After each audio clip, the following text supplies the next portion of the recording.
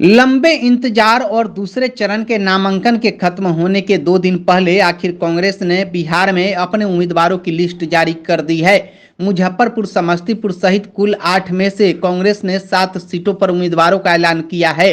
कांग्रेस ने मुजफ्फरपुर से भाजपा के पूर्व सांसद अजय निषाद और समस्तीपुर से सन्नी हजारी को उम्मीदवार बनाया है, जो नीतीश कुमार के बेहद खास और जदयू नेता महेश्वर हजारी के बेटे हैं।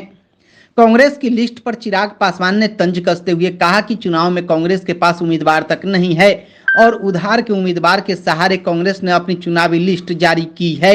उम्मीदवारों की लिस्ट जारी करने में हुई देरी का मजाक उड़ाते हुए चिराग ने कहा कि शुक्र है कि कांग्रेस ने किसी तरह से अपने लिए उम्मीदवार का जुगाड़ कर लिया, वरना समस्तीपुर जैसी सीट बिना नामांकन के रह जाती।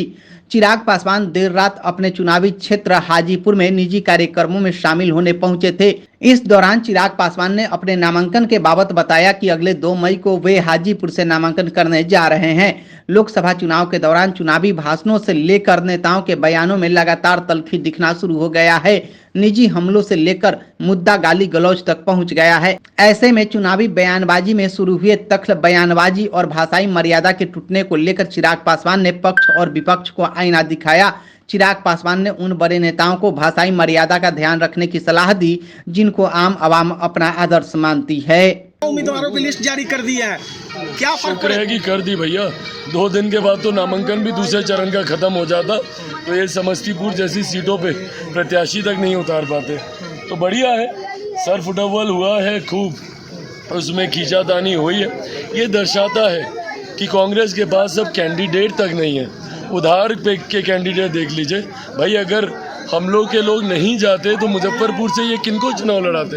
इनके पास तो उम्मीदवार ही नहीं था और हमारे ही परिवार के लोग को ये उतार दिए हैं समस्तीपुर में भी। तो ये दर्शाता है कि कांग्रेस के पास आज की तारीख में प्रत्याशियों का भी अभाव है। आप कब नामांकन कर रहे हैं? हम लोग 2 तारीख को नामांकन करेंगे और हाँ 2 तारीख को है नामांकन।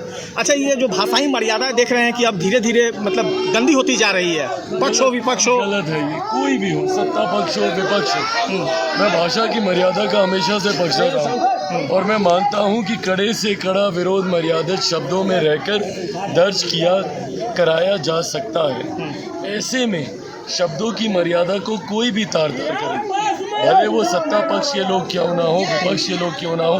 मैं कभी ऐसी भाषा का ना मैंने समर्थन किया था, ना मैं भविष्य में मैं कभी करूँगा। पर हाँ, ये जिम्मेदारी उन युवा नेताओं को खास तौर पर अपने कंधों पर लेनी होगी जिनको एक बड़ी आबादी अपना आदर्श मानती है। अगर वो प्रेसिडेंट सेट नहीं करेंगे, अगर वो ऐसी गिरती शब्दों की मर्यादा के ऊपर कड़ी कार्रवाई नहीं करेंगे, तो उनकी कहीं ना कहीं ये मौन सहमति दर्ज की जाएगी, जो भविष्य के लिए, युवाओं के लिए खतरनाक है। स्कूल चले हम,